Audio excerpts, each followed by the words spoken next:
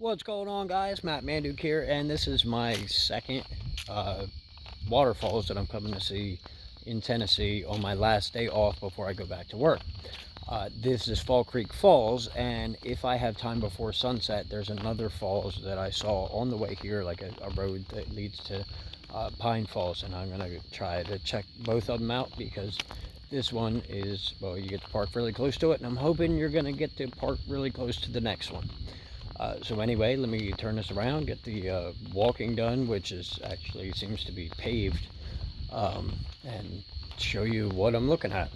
All right, so I'm walking up to this as you are, and this is the first I've seen of it. This is the overlook, and that is, well, that's an amazing set of waterfalls.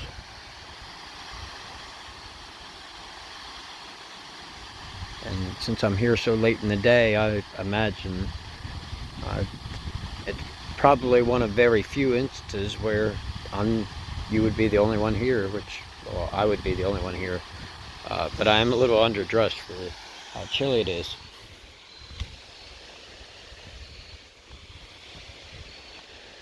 And that is a pretty amazing canyon too, which is pretty damn awesome.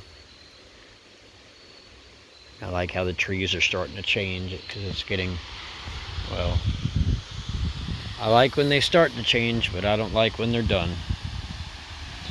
But, so that's Fall Creek Falls, and it's a pretty amazing drop. In fact, other than Catterskill and Niagara, that might be some of the biggest waterfalls I've seen. According to the sign, there's a half-mile sign to get to the base. And half-mile trail sounds like something I can do in the time that I have. So let me see if I can't get to the bottom, and I guess Pine Falls would be something I would do on another day, because this will not be my last trip to Tennessee. It never is. In fact, each state is, well, huge and has a bunch of things and a bunch of reasons to come back, and hopefully at some point I'll have company to do these kinds of things with me, as well as keep me company on the road.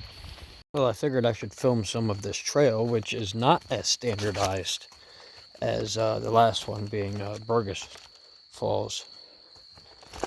But this is about an hour away from there, and it was a bit of a drive, but I think it's worth it. However, after this rock area, it looks like it turns into pretty standardized wooden steps. And I noticed that they were building like a new visitor center here, and actually turning this into a little bit more of a tourist-friendly type place. And I would say, being the quality of the falls, it is definitely worth it. I'm sure you can camp here if you wanted to.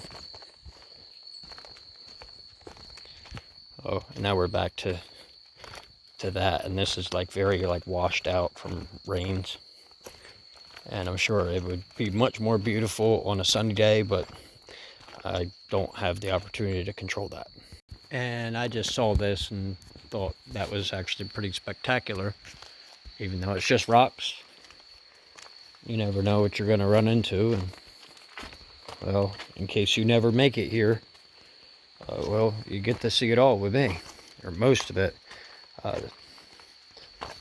Some trails I take out quite a bit, to make it a shorter video, because sometimes I film too much.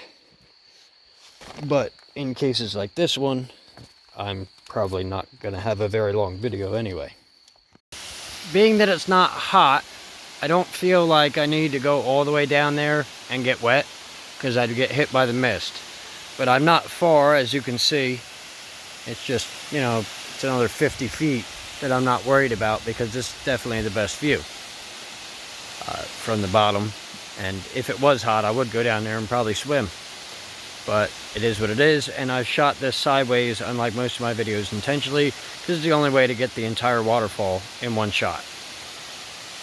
But I got to start heading back before sunset, and I'm really happy that I was able to make it here, as well as Burgess Falls, and the overlook that I saw yesterday, which you guys saw, well, I don't know when you saw it, but before this, in my extra days after exit 111. So, as always, guys, I want to thank you for watching. I want you to hit that subscribe button and the like button.